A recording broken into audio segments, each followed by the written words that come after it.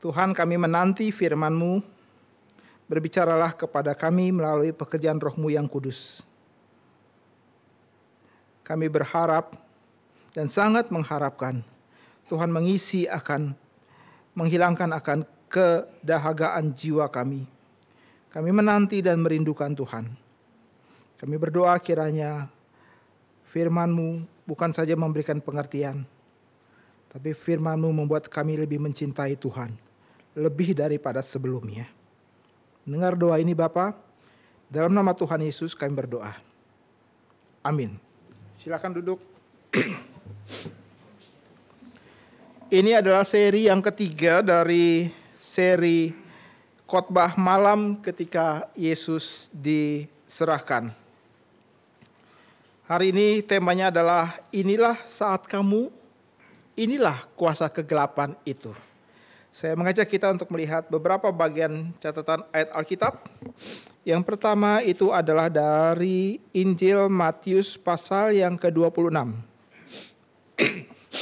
Injil Matius pasal yang ke-26, ayat yang ke-46. Matius 26 ayat yang ke-46. Demikian firman Tuhan. Bangunlah, marilah kita pergi.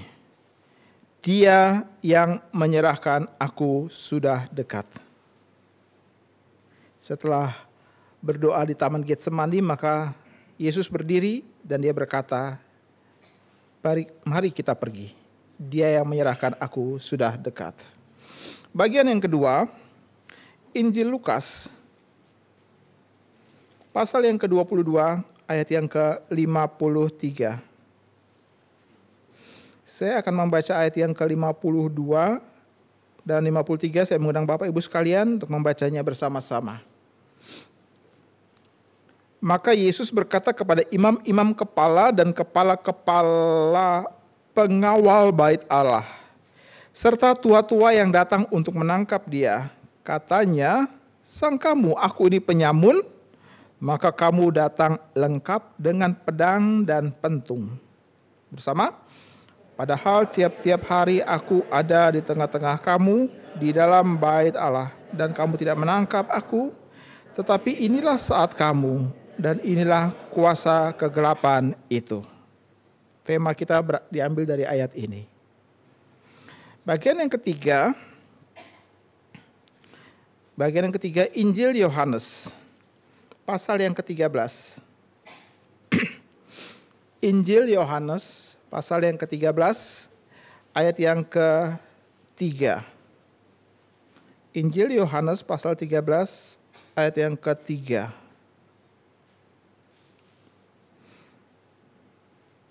Saya akan membaca dari ayat yang kedua.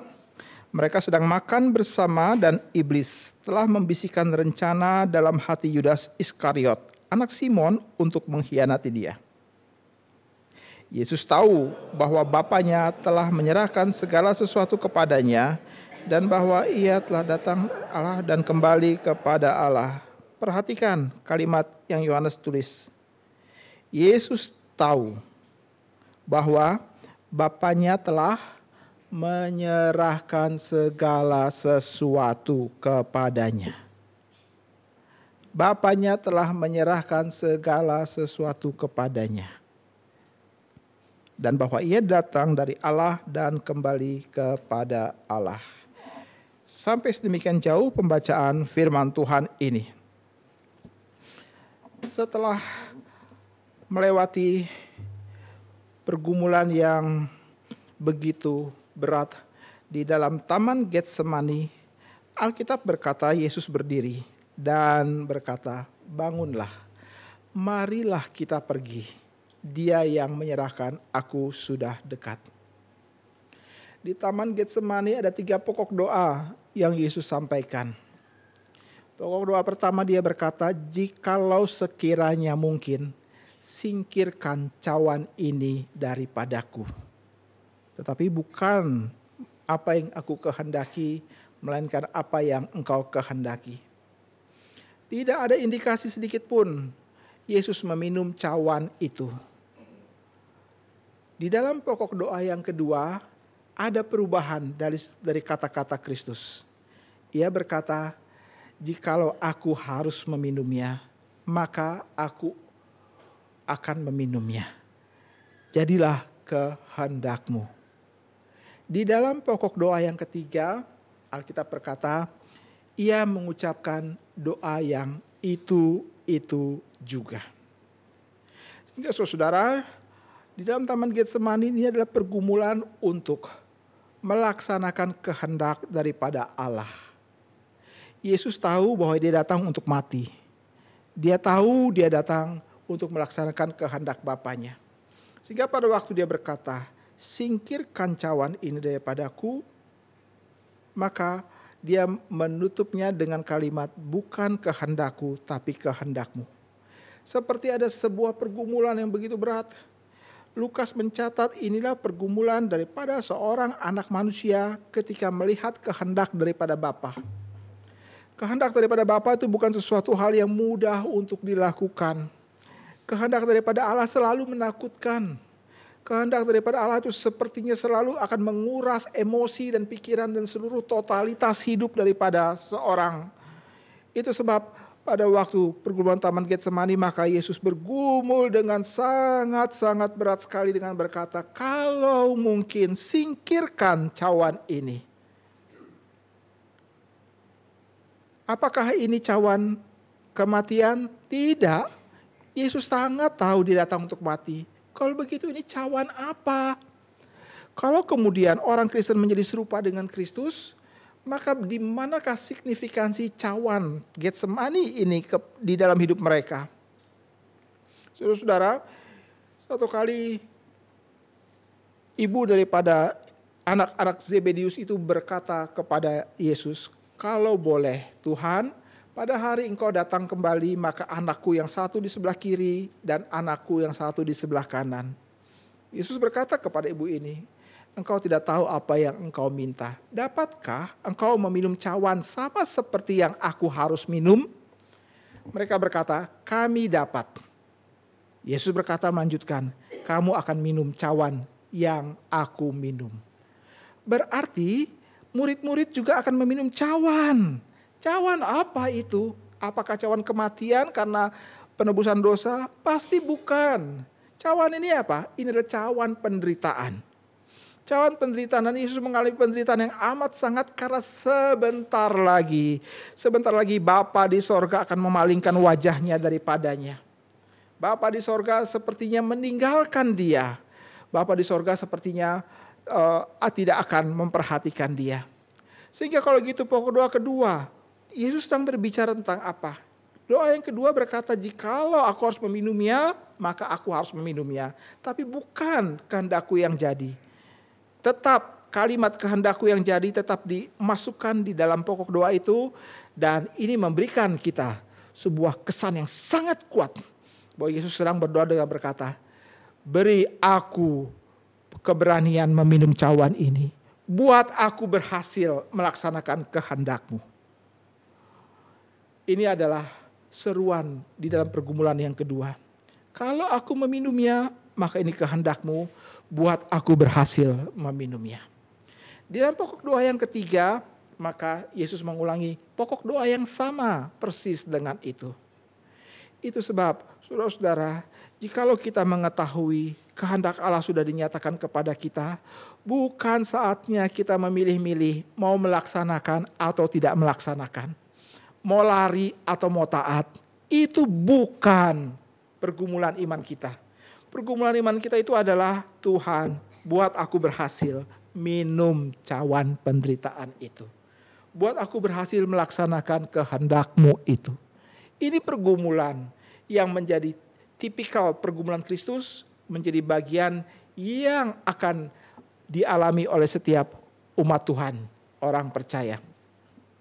Pergumulan itu sekali lagi tidak mudah. Apalagi Yesus berhadapan dengan para murid-murid yang tertidur. Dia berkata, tidakkah kalian sanggup berjaga dengan aku 1 jam saja? Sepertinya hari itu Yesus sedang membutuhkan sebuah dorongan, penyertaan, kekuatan, dan empati daripada manusia. Khususnya daripada orang-orang yang paling dekat. Tetapi setelah menyelesaikan pokok doa yang ketiga, dia berdiri. Dia berdiri dan kita bisa membayangkan dia berdiri dan kemudian mulai berdiri dan menjadi tegak. Lalu berkata kepada para muridnya. Sekarang dia memberikan sebuah dorongan kepada murid-muridnya. Aku sudah selesai dengan pergumulanku. Kehendak daripada Bapakku itu yang pertama. Aku sudah selesai. Mari kita berdiri. Mari kita berjalan menyongsong kegelapan di depan kita. Dia berkata, dia yang menyerahkan aku sudah dekat. Pada waktu dia masih berbicara, Alkitab berkata Yudas datang dan kemudian berbicara dengan Yesus. Dan itulah saatnya. Itulah saatnya. Karena itu khotbah hari ini saya membagi menjadi 3 bagian. Yang pertama adalah itulah saatnya kamu. Yang kedua adalah inilah saatnya kuasa kegelapan. Dan yang ketiga adalah inilah saatnya Allah. 3 bagian ini. Inilah saatnya kamu, inilah saatnya kuasa kegelapan. Dan ketiga, inilah saatnya Allah. Kita akan membahas ini satu persatu. Inilah saatnya kamu. Saatnya kamu itu saatnya apa? Saatnya Allah memberikan izin kepada semua orang-orang berdosa untuk memegang tubuhnya. Hal ini tidak pernah terjadi di dalam waktu-waktu sebelumnya. Kita tahu dari cerita Injil, orang-orang, para pemimpin-pemimpin agama, orang-orang Yahudi sangat berang sekali kepada Kristus. Mereka berusaha untuk menangkap dan mereka berusaha untuk menyerahkan Kristus. Mereka berusaha untuk bagaimana caranya untuk menuduh Kristus dengan tuduhan yang kuat supaya ia dapat diadili dan dijatuhi hukuman mati. Itu upaya yang terus-menerus dikerjakan selama 3 tahun lamanya. Tapi Alkitab kerap kali berkata saatnya belum tiba. Yesus sendiri berkata saatku belum tiba. Sehingga di sini kita melihat tentang waktunya Allah. Waktunya Allah kalau kita melihat dalam seluruh pelayanan inkarnasi Kristus, sepertinya dia menjaga, dia mengendalikan segala sesuatunya. Belum saatnya, belum waktunya, dan tidak boleh satu tangan pun daripada orang berdosa yang membenci dan sengaja untuk mencari-cari kesalahan itu boleh menyentuh tubuh daripada Kristus. Kecuali ada orang-orang tertentu yang Allah izinkan. Kamu boleh menyentuh ujung jubahnya dan kamu mendapatkan kesembuhan. Kamu boleh memegang tangannya dan kamu akan menatapnya dengan penuh keharuan sebab ada sebuah harapan dan kehidupan yang kembali dalam kehidupan kamu. Ada orang-orang tertentu yang Tuhan izinkan, tapi Tuhan tidak pernah mengizinkan tangan-tangan yang membencinya untuk menyentuhnya. Tapi pada malam hari itu Yesus berkata, inilah saatnya. Dia yang menyerahkan aku sudah dekat. Sebelumnya beberapa saat dekat dengan itu dia berkata, justru untuk waktu seperti inilah aku ada. Dengan kata lain, seluruh apa yang dipikirkan oleh Kristus adalah kehendak Allah. Itu bagian yang menjadi perjuangan daripada hidupnya dia. Ini yang menjadi pertama dan utama. Untuk waktu seperti inilah aku ada. Apakah waktu sebelumnya Yesus tidak melaksanakan kehendak daripada Allah? Ya, tapi kehendak Allah yang paling puncak yang terjadi pada hidupnya adalah untuk waktu seperti ini. Waktu seperti apa? Dimulai daripada Getsemani, terus menuju kepada Kalvari, terus menuju kepada kebangkitan. Inilah satu hari itu. Satu hari. Saudara-saudara, Yudas datang malam hari itu ke taman daripada Getsemani. Dia tahu di mana dia mencari Yesus. Setelah dia pergi menemui imam-imam kepala, dia tahu di mana dia harus mencari Yesus. Dia datang ke taman Getsemani di tempat di mana mereka biasa berada, biasa melepaskan letih, biasa berdoa di sana, dan dia datang dan dia tahu Yesus ada di sana. Dia datang dengan membawa sekelompok penjaga bait Allah dan tentara Romawi untuk menangkap Yesus. Dan dia bekerja di dalam kegelapan. Dia menyembunyikan semua cerita rencana itu supaya tidak ada satu orang pun yang bersimpati kepada Yesus dapat menolongnya. Dapat menolong Yesus. Dia menyembunyikan semua rencana itu baik-baik dan dia mengatur sedemikian rupa dengan perencanaan yang begitu matang. Dia berkata, orang yang akan aku cium, dialah itu. Yudas merancang itu baik-baik. Merancang itu sungguh-sungguh. Dan dia tidak suka kalau kemudian ada orang yang mengintervensi maksudnya. Saudara-saudara, Yesus Alkitab katakan dalam catatan Injil Lukas. Ketika Yudas datang mendekati, saudara perhatikan. Dalam Injil Lukas, pasal yang ke-22, ayat yang ke-47, di situ dikatakan ada sebuah catatan penting sekali. Lain catatan ini dengan yang dikatakan oleh Matius. Matius mengatakan Yudas datang mencium Yesus dan memegang Yesus. Tapi Lukas mengatakan Yudas mendekati Yesus untuk menciumnya. Jadi dia belum menciumnya. Yudas datang untuk menciumnya dan Yesus langsung berkata, "Hai Yudas, engkau menyerahkan anak manusia dengan ciuman? Engkau menyerahkan anak manusia dengan ciuman?" Yesus tahu apa yang sedang dan akan terjadi di dalam waktu-waktu di depan dia. Dia tahu bahwa Yudas akan datang dan memberikan ciuman kepada dia. Sama seperti dia membaca pikiran daripada seorang Simon yang merasa gusar karena Yesus duduk dengan orang-orang berdosa. Simon, orang Farisi itu berpikir dalam hatinya, tidakkah dia tahu dia sedang duduk dengan siapa? Dia sedang duduk dengan orang berdosa. Yesus langsung menatap dia dan berkata, "Simon," memanggil namanya. Dia berbicara di dalam hati tapi Yesus langsung menyebut namanya.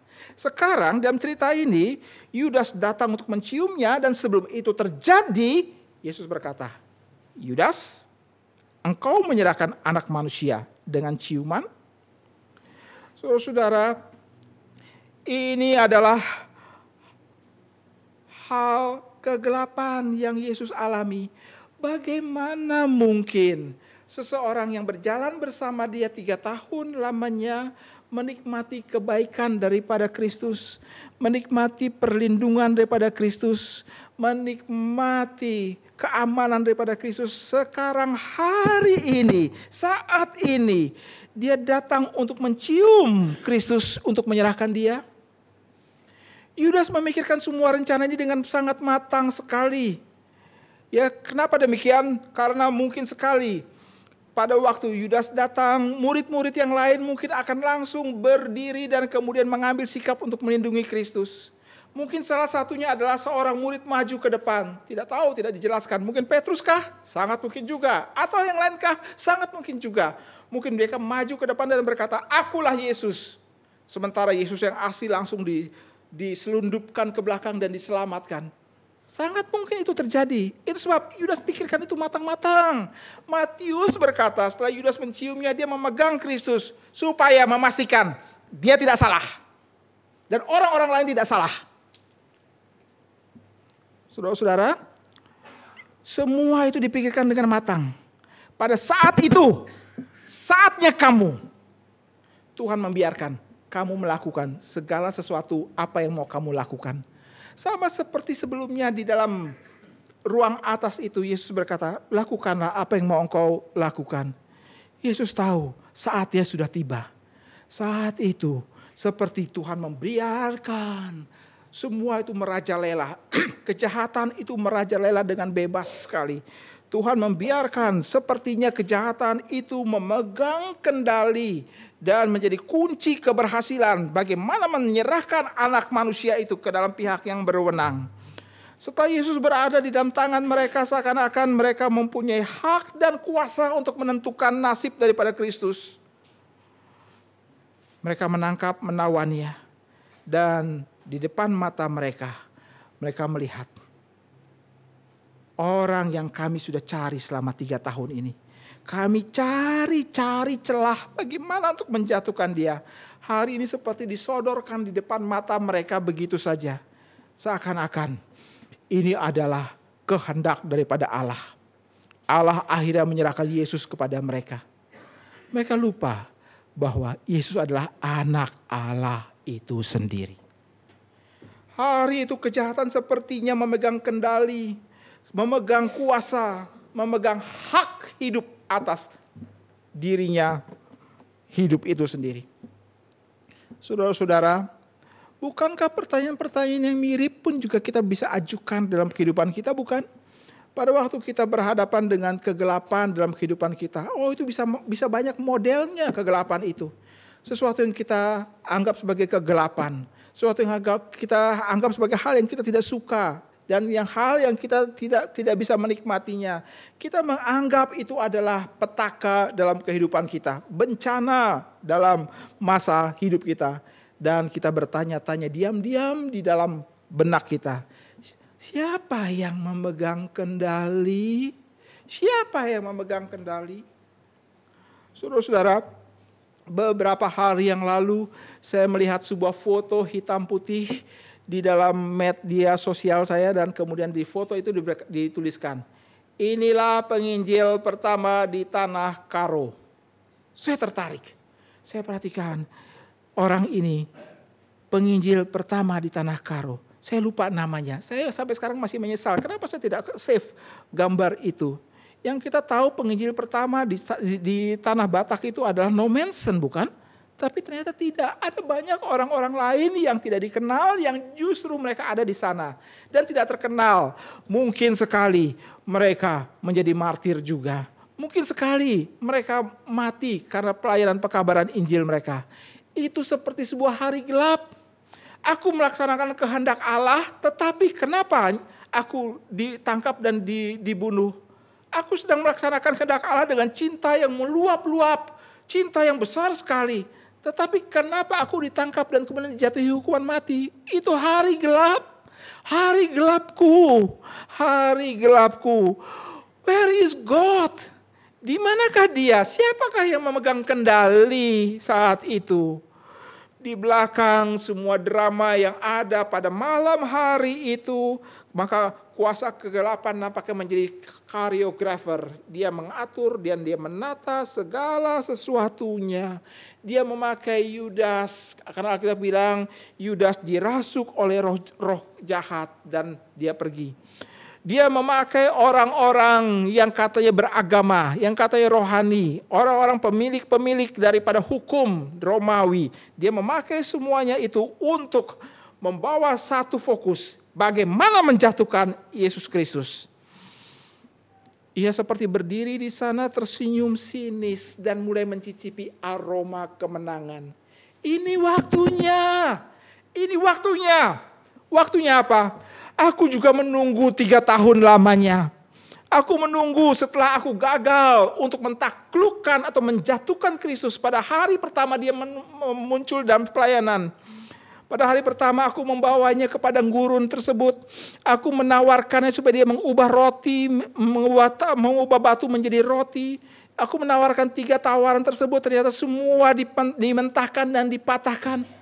Aku marah. Karena hari itu dia mempermalukan aku di depan semua orang. Bahkan kita semua orang-orang Kristen sepanjang abad dan tempat membaca cerita itu. Dan cerita itu terpampang di depan mata kita dan itu mempermalukan namanya terus menerus. Aku malu. Kenapa aku tidak dapat mentaklukkan dia? Tapi iblis bukan seorang yang pecundang. Dia, Alkitab katakan, mundur. Dia mundur perlahan, tapi bukan berarti dia mau mengalah. Dia tunggu waktunya. Tunggu waktu yang tepat. Tunggu waktu yang tepat. Memang selama 3 tahun ada waktu-waktu yang sepertinya itu waktunya yang tepat. Tapi bukan. Dia tunggu waktunya sampai akhirnya di kegelapan malam itu. Dia seakan-akan mencapai hasilnya. Dia menggerakkan seluruh semesta. Yudas dan orang-orang yang katanya cinta Tuhan, orang-orang Romawi dan seluruh kekuatan tentara militernya datang dengan secara berlebihan untuk menangkap Kristus. Ini saatnya. Ini saatnya. Orang-orang ini datang di dalam kegelapan malam karena mereka tidak mau ada keributan yang banyak. Mereka tidak mau ada orang-orang yang bersimpati kepada Kristus langsung maju dan kemudian mengatakan, offer my dead body first. Sebelum kau menangkap Yesus, lawan kami dulu. Mereka tidak mau. Seakan-akan mereka menawarkan sebuah bantuan kepada Kristus. Dan perhatikan, hari itu Kristus tidak butuh bantuan sama sekali. Hari itu Kristus tidak butuh pendukung sama sekali. Hari itu Kristus berdiri seorang diri di hadapan Bapanya. Karena hari itu beberapa saat sebelumnya dia berkata, kehendakmu jadi. Dia telah mengambil cawan itu dan meminumnya. Dan sejak dia meminumnya tidak ada langkah mundur. Sebab ini yang pertama. Saudara-saudara, ketahuilah pada pokok doa yang kedua itu, Yesus meminum cawan itu, Alkitab berkata, malaikat datang dan memberikan kekuatan kepada dia, bukan? Malaikat datang memberikan kekuatan. Gambar flyer di dalam seri yang kedua, doa di Getsemani.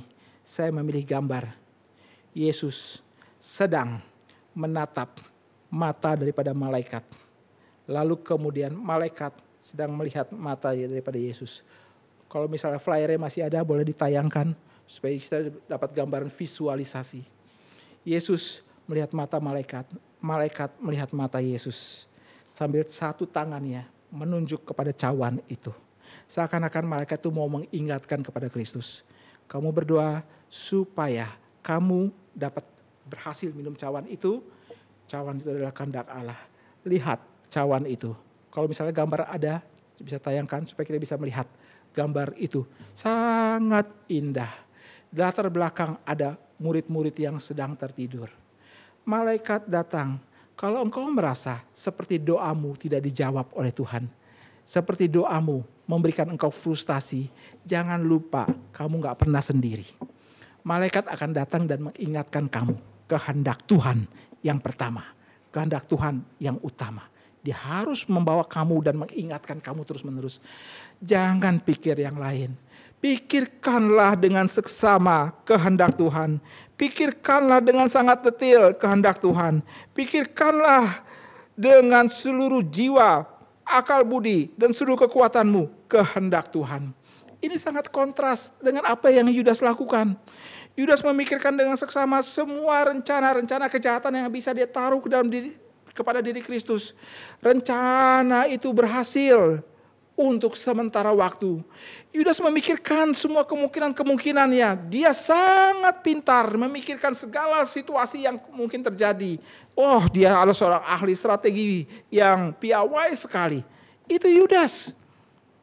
Tapi dia tidak tahu hari itu Yesus sedang menyerahkan dirinya. Ini kalimat kunci. Yesus sedang menyerahkan dirinya ke dalam kehendak Bapanya. Dan dia percaya penuh Bapanya tidak pernah meninggalkan dia. Dia percaya penuh mata Bapanya terus memperhatikan dia. Dari Getsemani bahkan Yesus mendapatkan pertolongan daripada malaikat. Dari Getsemani menuju kepada kayu salib.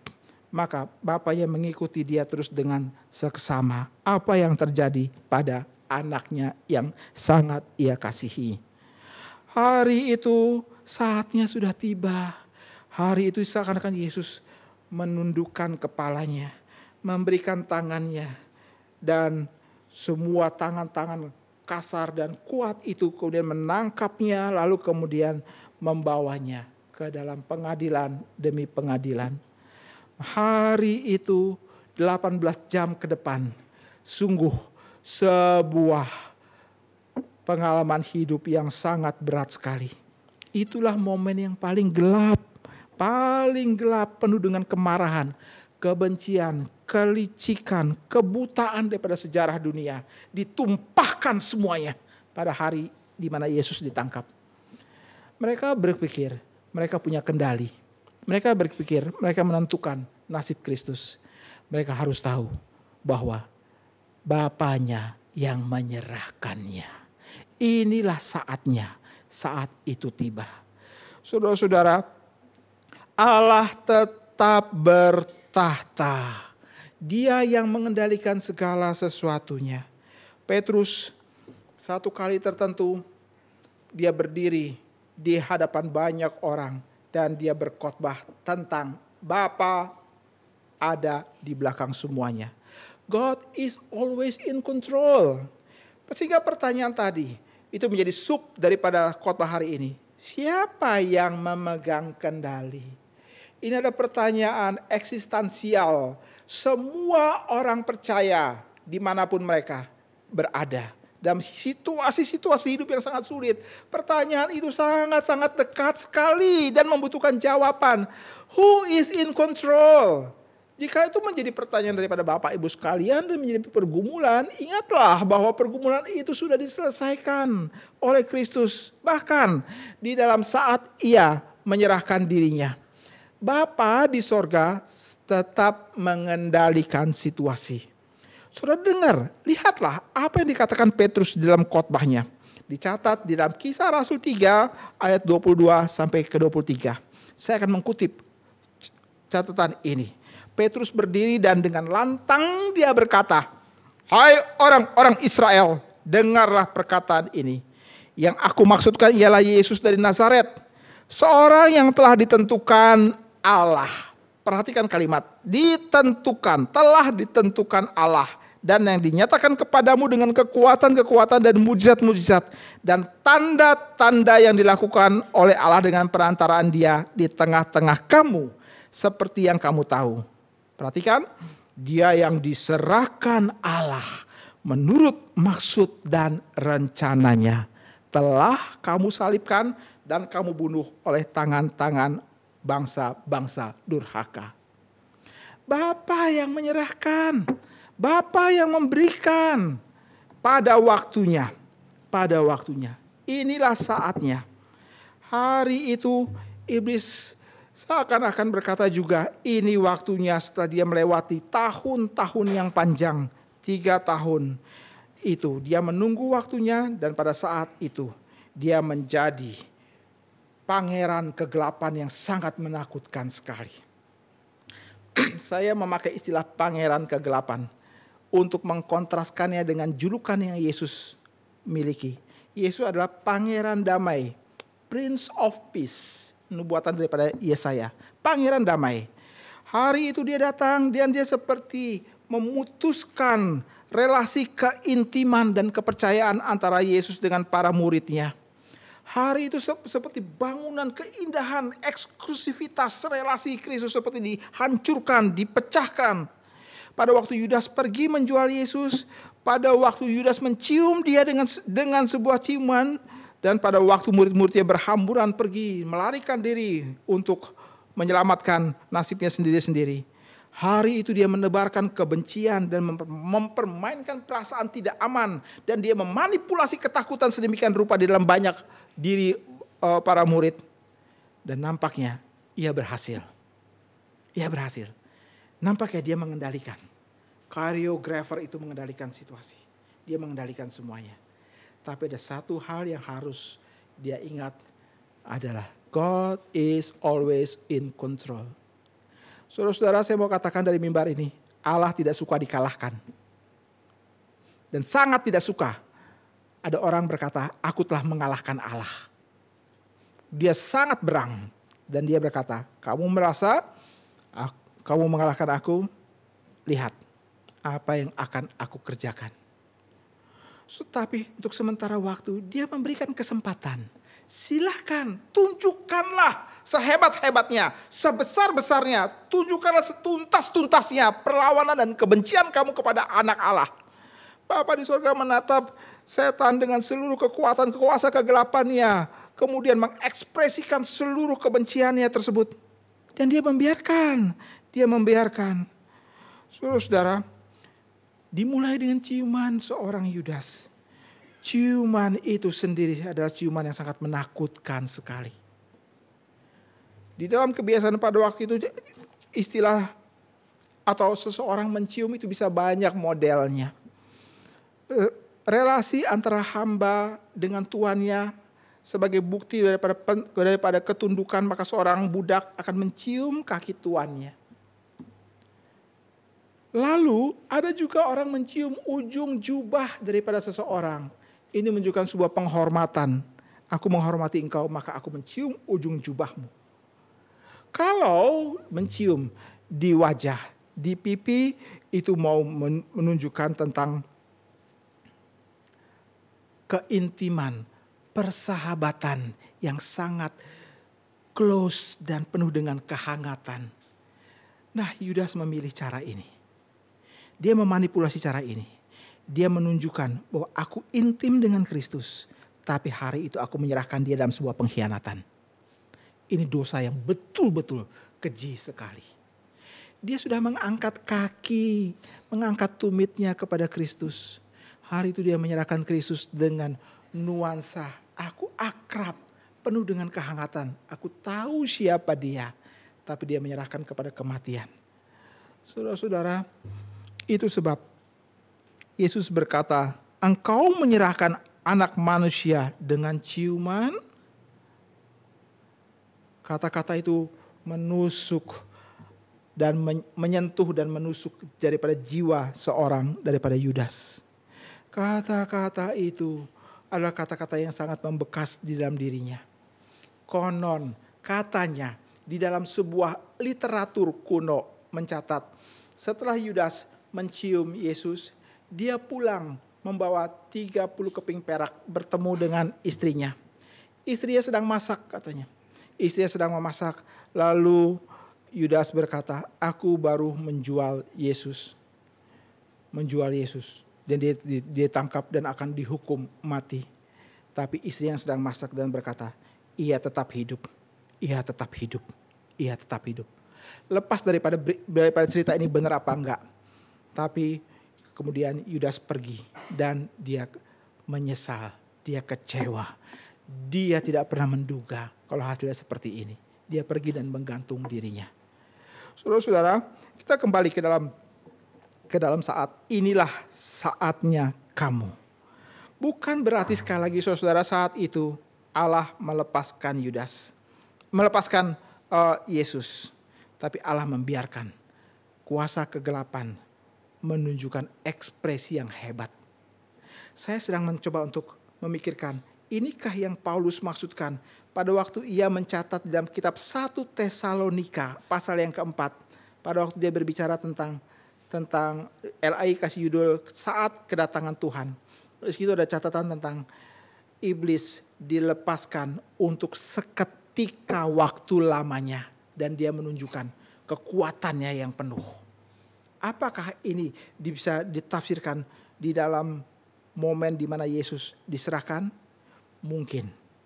Tapi ini juga mungkin bicara mengenai pada waktunya nanti setan akan diberikan kesempatan satu kali lagi untuk tunjukkan kekuatannya. Hari itu setan sudah tunjukkan siapa dia. Hari itu setan sudah melakukan tindakan yang paling keji. Melaksanakan rencana jahat mereka.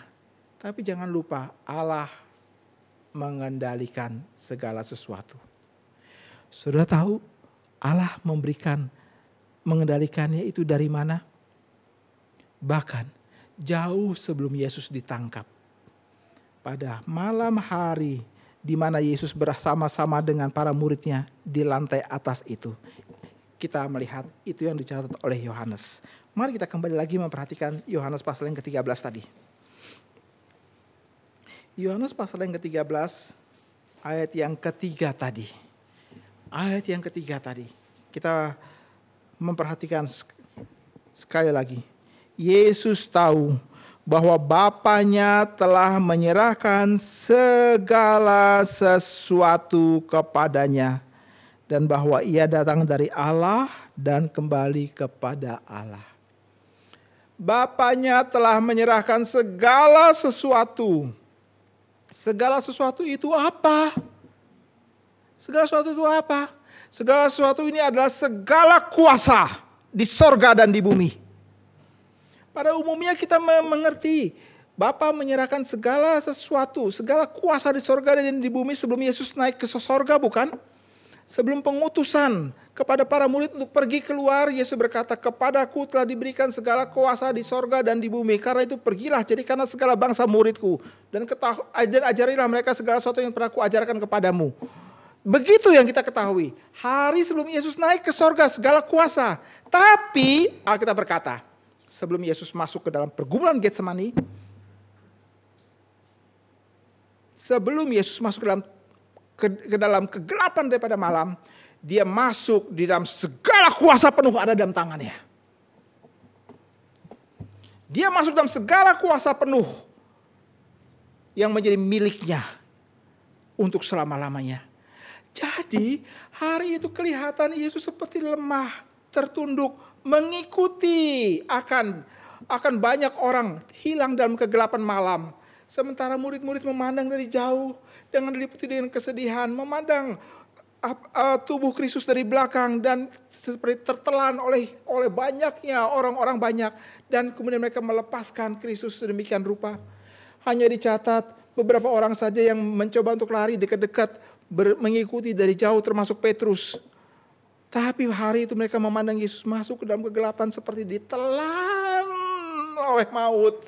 Hari itu Yesus pandangan mata para murid hilang melihat tubuh Kristus ditelan oleh crowdednya banyak orang hari itu.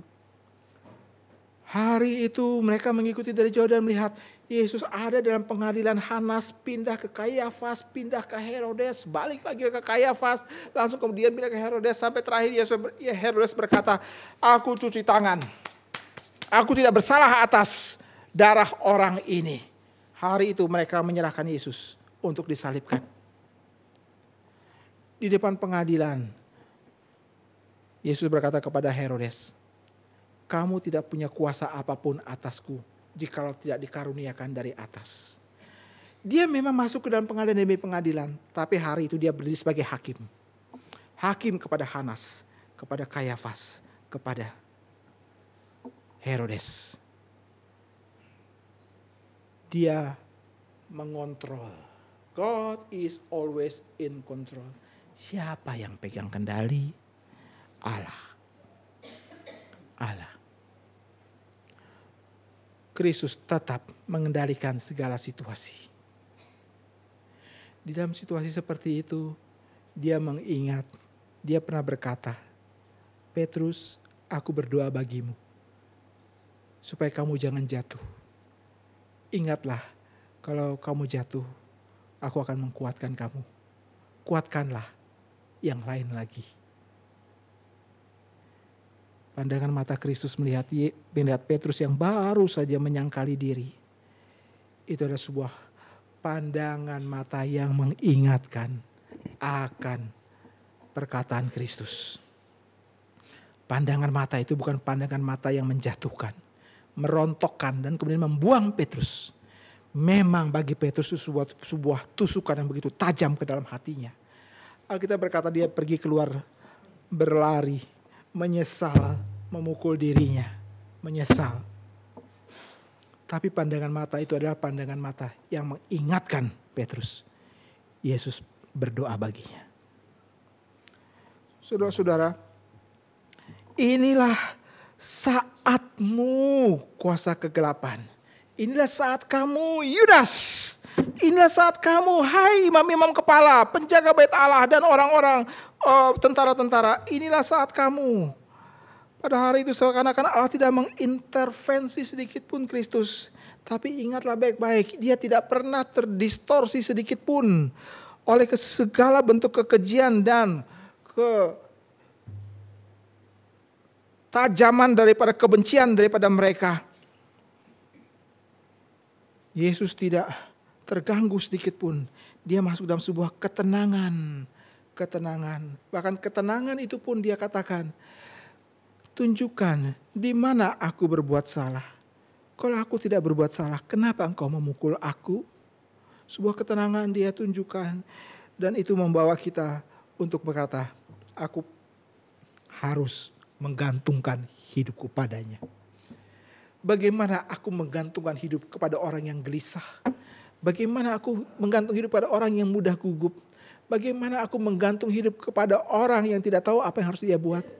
Aku perlu orang yang begitu tenang.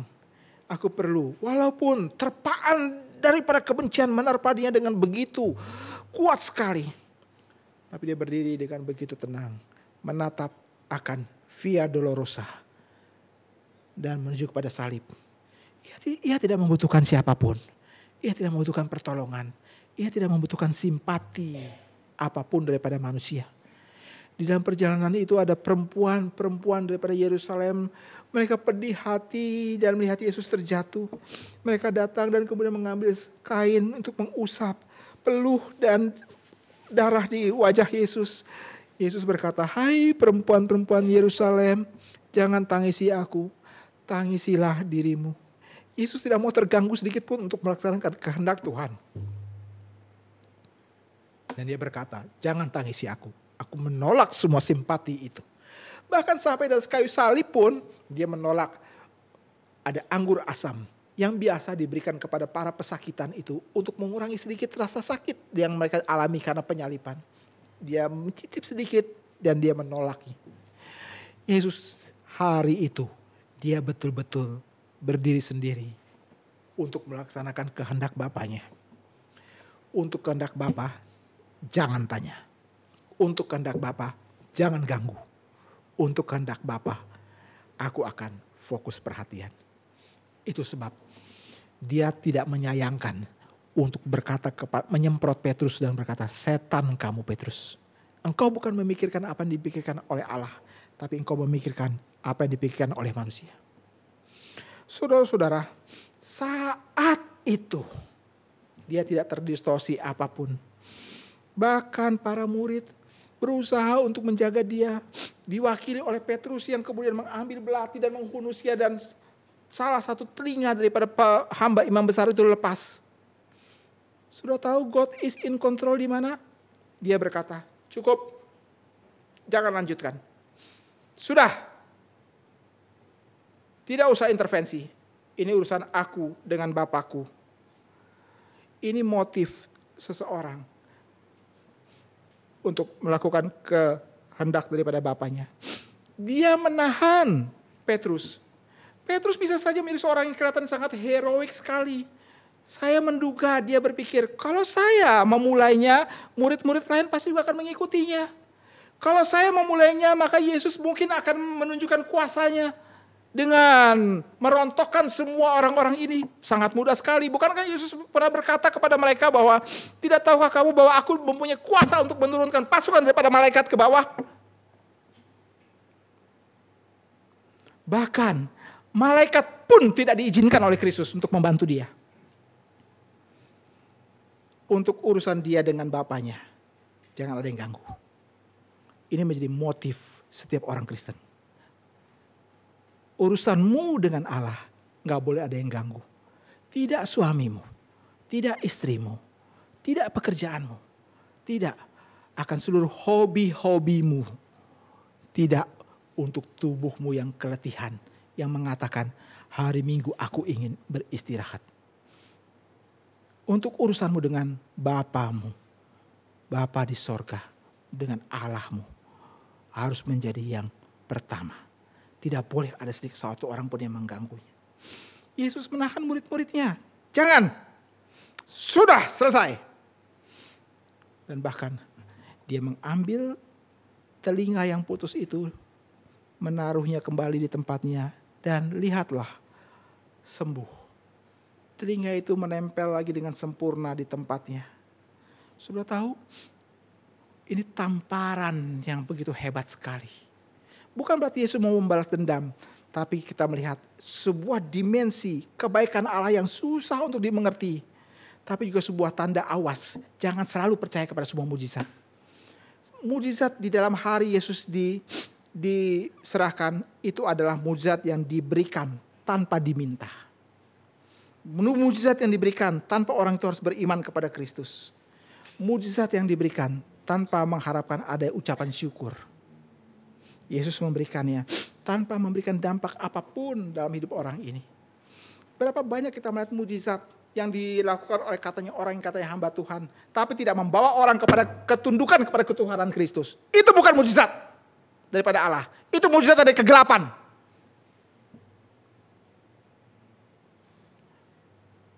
Mereka menerima mujizat, ya, kesembuhan radikal.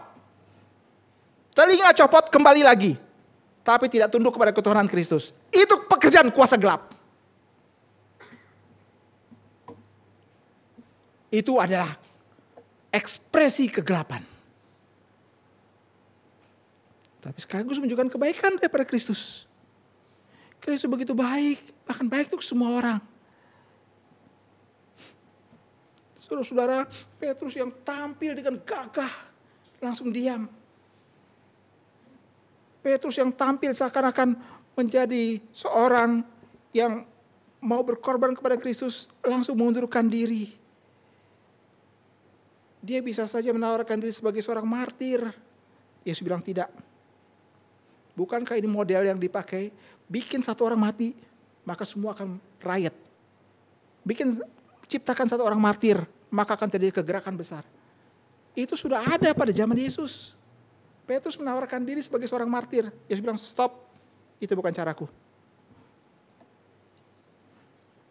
Dengan gejolak emosi, kemarahan yang Petrus miliki, ketika dia mendengarkan Yesus bilang stop, sudah. Langsung tensinya mulai turun. Saya percaya dia belajar banyak tentang ketenangan daripada Kristus. Ketenangan. Sudah tahu, sampai satu kali Petrus harus berdiri di depan mahkamah agama. Di depan Hanas, di depan Kayafas. Para imam besar yang pernah mengadili Tuhannya. Dia berdiri di sana. Persis sama menjadi seorang pesakitan. Dia berdiri di sana sebagai dengan tuduhan. Kamu sudah menghasut. Sudah tahu apa yang dia jawab? Persis sama seperti Tuhannya. Dengan sebuah ketenangan. Dia berkata. Saya mengutipkannya bagi kita. Sebab tidak mungkin bagi kami untuk tidak berkata-kata tentang apa yang telah kami lihat dan yang telah kami dengar. Apa itu? Kehendak Bapa. Dia mengkopi pergumulan Kristus di Taman Getsemani. Ini arti menjadi serupa dengan Yesus. Mengkopi hidup Kristus. Mengkopi Kristus. Kristus melewati kegelapan itu dengan ketenangan dan tidak tergoyahkan.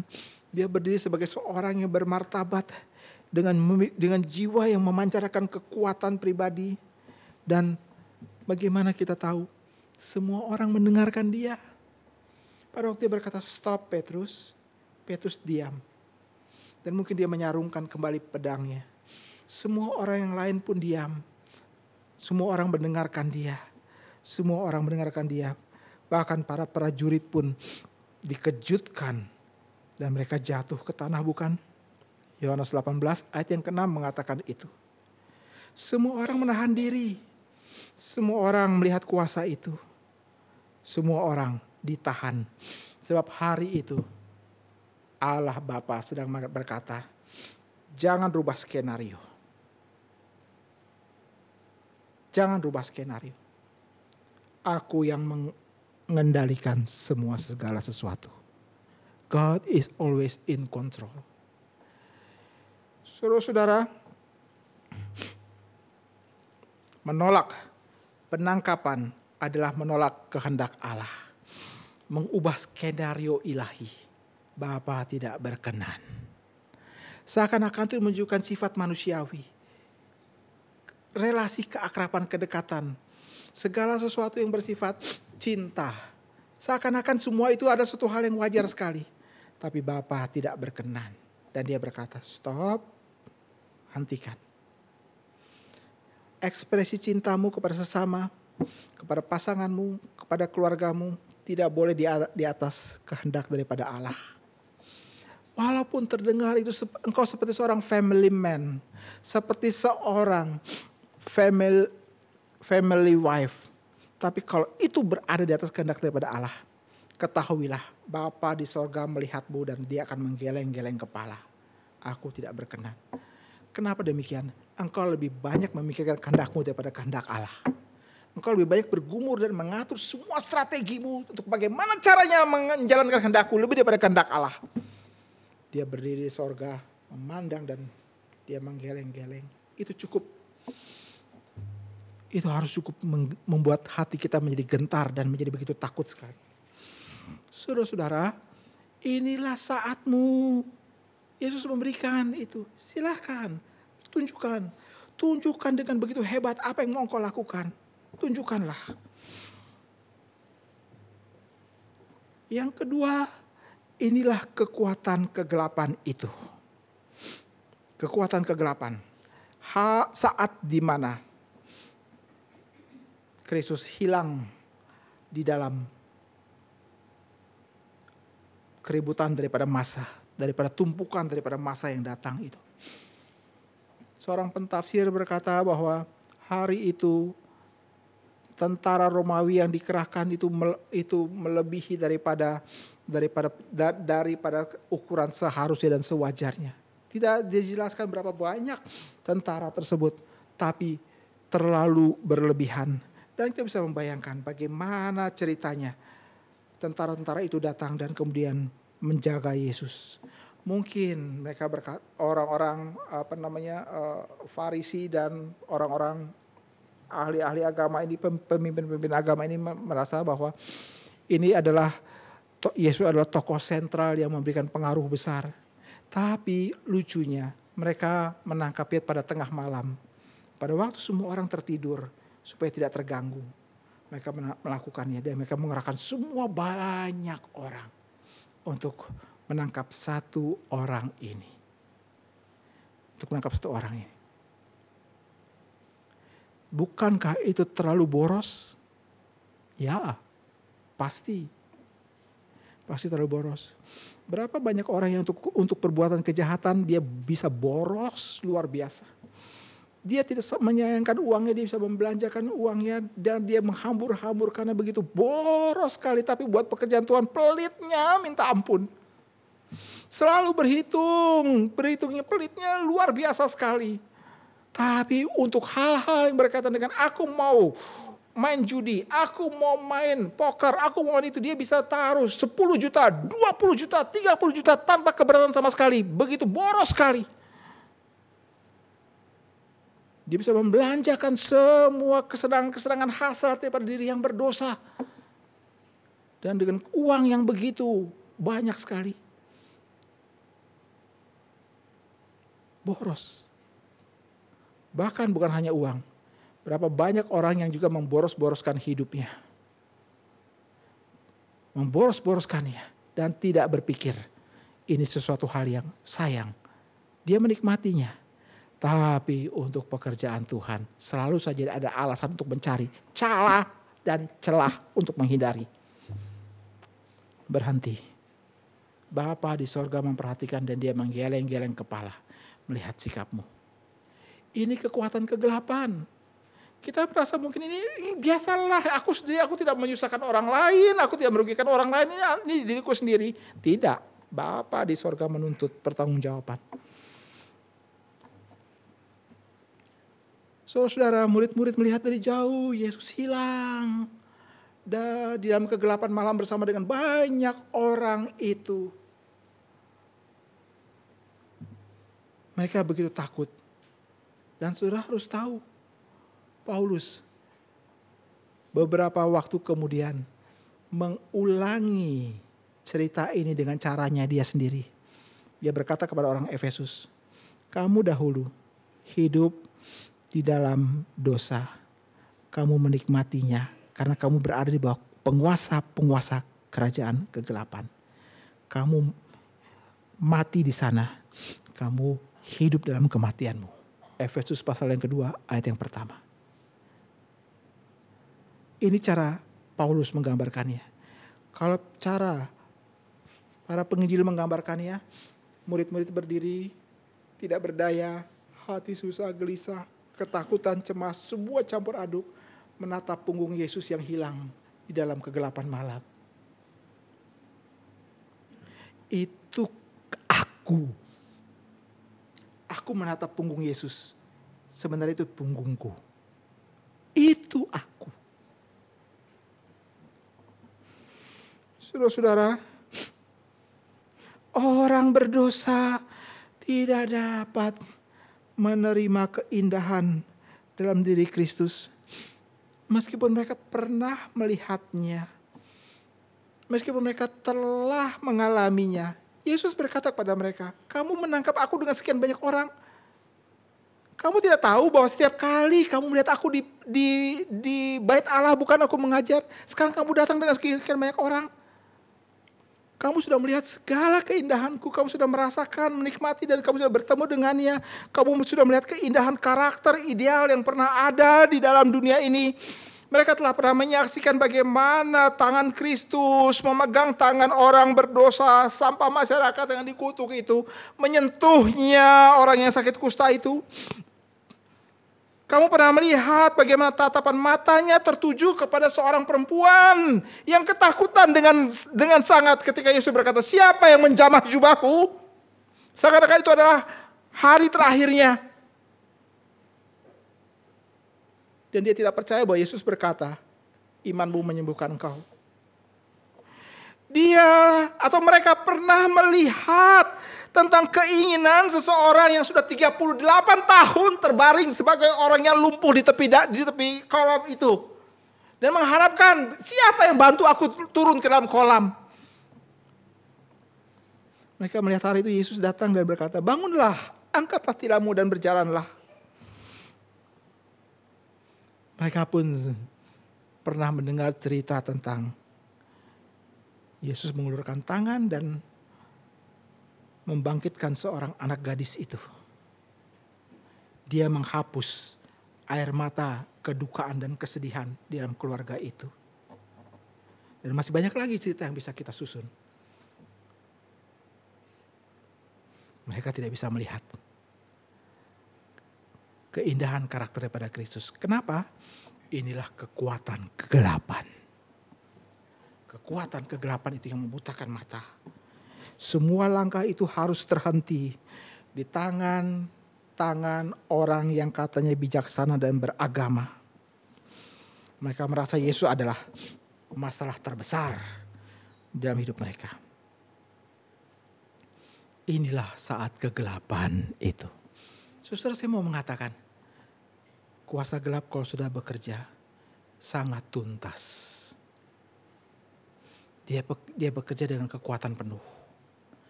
Dia tidak bermain-main. Sebab dia tahu siapa yang dia sedang hadapi. Inilah saat kuasa kegelapan itu. Apakah ini semuanya? Tidak. Satu lagi. Inilah saatnya Allah. Di dalam dominasi kuasa kegelapan, jangan lupa ada dominasi kuasa sorga atas dunia dan neraka. Hari di mana Yesus diserahkan, Allah mempertontonkan kuasa sorga.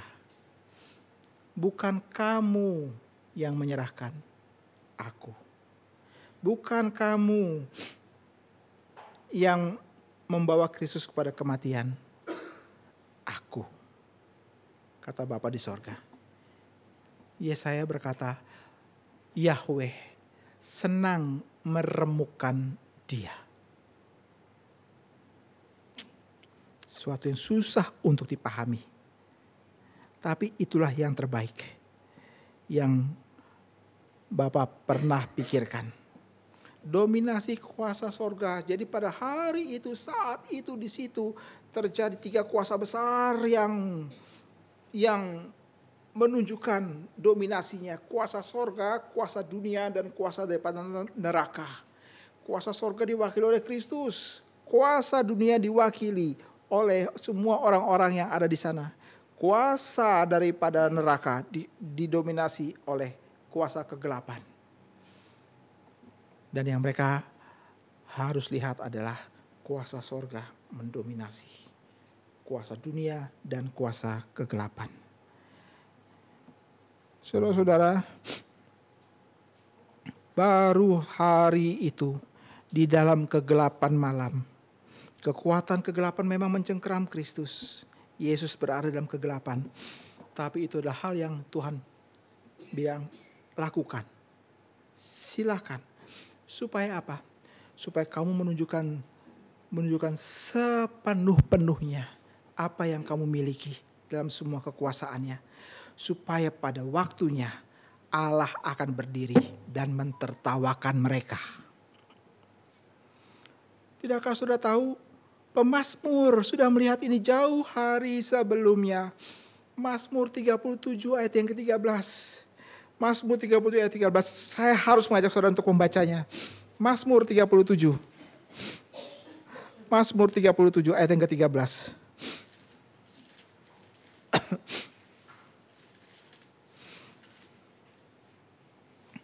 Mari kita membaca bersama-sama. Mazmur 37 ayat 13. 1, 2, 3. Tuhan mentertawakan orang fasik itu, sebab ia melihat bahwa harinya sudah dekat. Ada aspek waktu juga di situ, bukan? Tuhan mentertawakan semua orang fasik, sebab ia tahu harinya sudah dekat. Inilah harinya Allah. Inilah harinya Tuhan.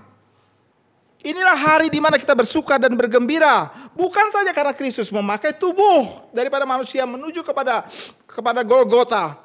Tapi inilah harinya Allah juga, dan dia bergembira karena hari itu Allah menunjukkan kedikdayaannya. Dominasi kuasa sorga atas kuasa dunia dan kuasa neraka. Saudara, hari itu Kristus menuju kepada Getsemani dengan kekuatan penuh. Dia melewatinya dengan mengendalikan semua keadaan dengan otoritasnya yang penuh dengan kuasa itu. Di dalam semua persidangan yang begitu meletihkan, dia adalah hakimnya. Sebab dia tidak mau terganggu untuk melaksanakan kehendak daripada Bapaknya. Hari itu sepertinya dia berada di dalam kondisi seperti orang yang paling lemah. Saudara bisa bayangkan, dia pindah ke satu ke tempat yang lain seakan-akan tidak ada pembelaan sama sekali. Sampai yang menghakiminya pun juga kelihatan seperti gregetan sekali. Tapi dia diam, tidak membuka mulutnya. Sebab yang menghakimi tidak pantas mendengar suara kebenaran keluar dari mulut dirinya, kebenaran. Kalau Allah sudah tutup mulut, tidak mau ngomong lagi, tidak memberikan kesan apapun untuk mengingatkan kamu akan firman Tuhan, tidak mengutus orang untuk mengingatkan kamu akan kebenaran Tuhan, tidak membawa engkau pada satu situasi di mana engkau mengingat Tuhan, maka mungkin kamu sudah dibuang.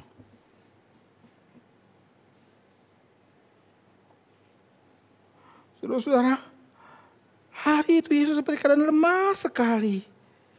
Tapi jangan lupa, kita dengar tadi, Yohanes bilang, aku lihat dia masuk dengan kekuatan penuh. Hari ini, kekristenan atau gereja Tuhan seperti terlihat sebagai yang kecil dan lemah, tidak berdaya dan mudah dianiaya. Jangan lupa, hari kelihatan lemah, dia sangat kuat sekali. Sebab kekuatan kita bergantung kepada kehendak daripada Allah. Ingat itu baik-baik. Kekuatan kita bergantung pada kehendak Allah. Di dalam melaksanakan kehendak Allah, kamu akan menemukan kekuatan.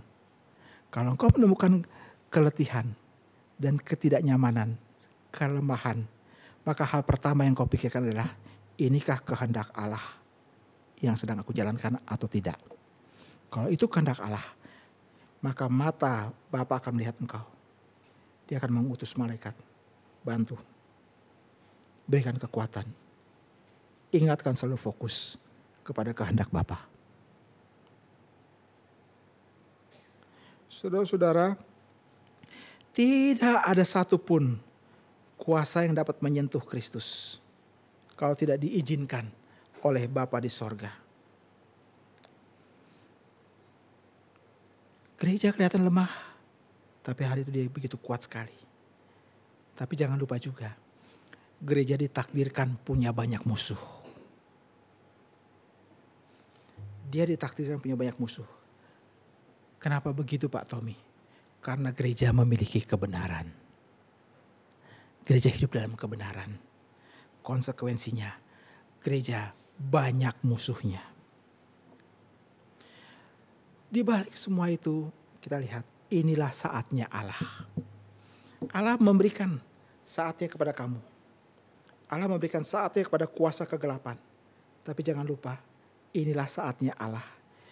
Dia memberikan ketenangan bagi kita melewati saat-saat terakhir. Dia mau mengatakan musuh memang punya kemenangan, tapi hanya semu. Waktu mereka sangat singkat dan terbatas.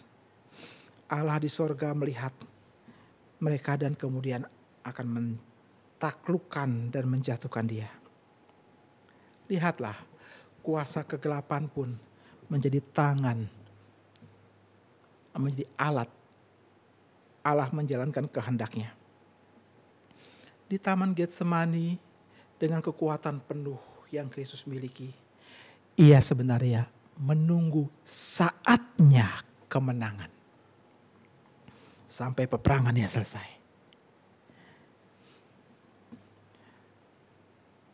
Melewati keadilan, pengadilan, dan hukuman mati, itu kemenangan Kristus.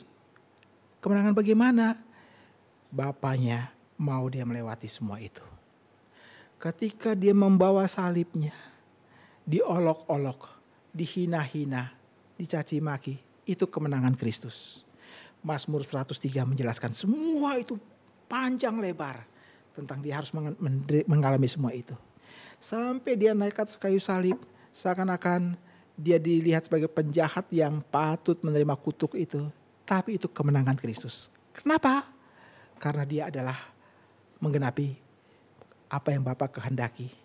Semua itu dia lewati melalui kemenangan demi kemenangan. Dan dia menunggu kemenangannya sampai selesai. Dia menunggunya.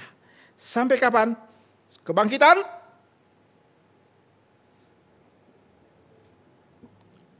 Kenaikan?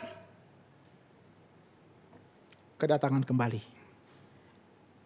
Semua orang harus sujud dan menyembah dia. Semua orang percaya akan sujud dengan ucapan syukur. Semua orang yang tidak percaya akan sujud dengan ketakutan. Semua kuasa kegelapan pun juga akan sujud dipaksa oleh Allah. Di dalam kengerian kekal. Kemenangan akhir itu dimulai dari Bukit Zaitun. Terus ke salib. Terus. Kemenangan itu sudah terjamin. Saudara, kegelapan memang mempunyai momen. Tapi tidak dapat memadamkan terang Allah. Terang dan kasih Allah berkuasa. Karena kemenangan Kristus. Kegelapan harus berganti dengan terang. Kekuatan kegelapan akan memberikan penghormatan kepada Dia yang adalah terang. Sebab ini harus menggenapi nubuatan daripada Yesaya. Saya akan mengutip Yesaya 61 ayat 1 sampai 3 menjadi ayat terakhir dalam khotbah ini. Yesaya 61 ayat 1 sampai 3. Roh Tuhan ada padaku, oleh karena Tuhan telah mengurapi aku. Ia telah mengutus aku untuk menyampaikan kabar baik kepada orang-orang sengsara dan merawat orang-orang yang remuk hati, untuk memberitakan pembebasan kepada orang-orang tawanan dan kepada orang-orang yang terkurung kelepasan daripada penjara, untuk memberitakan tahun rahmat Tuhan dan hari pembalasan Allah kita, untuk menghibur semua orang yang berkabung, untuk mengaruniakan kepada mereka perhiasan kepala ganti abu, minyak, dan pesta ganti kain kabung, nyanyian puji-pujian ganti semangat yang pudar, supaya orang menyebutkan mereka pohon tarbantin kebenaran, tanaman Tuhan, untuk memperlihatkan keagungannya. Bukankah ini semua kisah Getsemani, kisah Yesus ditangkap? Ada belenggu, ada keterkurungan, ada abu, ada kain kabung, ada semangat yang pudar. Semua akan digantikan supaya semua orang menyebutnya pohon tarbantin kebenaran, tanaman Tuhan. Karena ada keagungan yang akan diperlihatkan di dalamnya. Jumat Agung dan Paskah tahun ini, hari ini saya menyelesaikan seri khotbah ketika Yesus diserahkan. Jumat Agung kita akan datang dan berbakti bersama di Kemayoran. Melewati hari-hari ini menuju kepada Paskah. Kiranya Tuhan memberikan kita kekuatan, iman yang baru, pohon tarbantin kebenaran yang akan menghiasi hari-hari kita. Sehingga kalau pertanyaan muncul di benak kita kembali, who is in control? Kita tahu jawabnya. God is always sit on his throne and he always in control. Tuhan memberkati kita. Mari kita berdoa.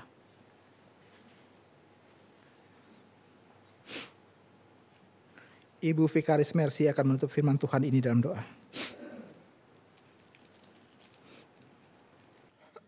Di dalam momen-momen kami boleh menikmati Jumat Agung dan menuju Paskah, Tuhan memberikan kami ruang seluas mungkin untuk mengerti isi hati Bapa di dalam sejarah sampai saat ini. Kami bersyukur Tuhan bahwa kami adalah orang-orang yang menikmati kasih karunia Tuhan. Terima kasih ya Tuhan. Jikalau Tuhan tidak menangkap kami, jikalau Tuhan tidak mengizinkan kami menikmati kasih karunia-Mu, celakalah kami Tuhan seumur hidup kami. Terima kasih untuk semua kebaikan-Mu, bahkan kami melihat bagaimana di dalam sejarah kedaulatan-Mu yang tidak berubah Tuhan. Izinkan kami boleh hidup di dalam senang ataupun di dalam susah, dengan percaya bahwa Tuhan tidak pernah meninggalkan kami. Izinkan kami boleh dengan syukur dan meletakkan semua pengharapan kami di bawah kaki salib-Mu ya Tuhan, bahwa kasih karunia-Mu sempurna dalam kehidupan kami. Terima kasih ya Tuhan, beri kami ketenangan, beri kami keberanian untuk melangkah bersama-sama dengan Tuhan, dan berikanlah kami kesempatan untuk boleh mengungkapkan cinta kasih kami Tuhan di dalam pekerjaan kami, di dalam keputusan-keputusan kami, di dalam relasi kami dengan sesama sebagai ungkapan kami, betapa kami teramat sangat bersyukur kepadamu ya Tuhan. Kami berdoa Tuhan, terus celikkan mata iman kami, beri kami kepekaan untuk melihat kasih setiamu melampaui semua keberdosaan kami ya Tuhan. Terima kasih ya Tuhan. Kami berdoa Tuhan, jikalau ada satu momen, ada satu waktu, mungkin kami meragukan kebaikan-Mu. Mungkin kami bahkan tergoda untuk kecewa kepadamu ya Tuhan. Teguhkanlah kami. Kami berdoa Tuhan, mungkin ada satu waktu dalam kehidupan kami tergoda untuk beralih dari kasih setiamu. Karena dunia ini terlalu amat sangat menawan hati kami ya Tuhan. Tariklah kami dekat-dekat kembali kepadamu Tuhan. Jauhkanlah kami dari segala hal yang membuat Tuhan menjadi berduka karena keputusan-keputusan kami. Terima kasih ya Tuhan. Kiranya nama Tuhan dipermuliakan di dalam setiap khotbah-khotbah Jumat Agung dan Paskah. Kiranya hati kami dilembutkan dan terus dibawa di dalam pertobatan hari demi hari. Sehingga hidup kami Tuhan boleh hidup yang menyenangkan hati Tuhan. Terima kasih untuk hamba Tuhan di dalam semua pergumulan, di dalam semua persiapannya boleh menyampaikan perenungan firman Tuhan. Dan izinkan kami semua yang boleh mendengarkan Tuhan keluar dari ruangan ini menjadi orang-orang yang dipuaskan oleh kebenaran firman Tuhan. Inilah seru sembahyang kami ya Bapa, kami bawa kepadamu di dalam nama Kristus Yesus Tuhan kami, Juru Selamat kami berdoa. Amin. Amin.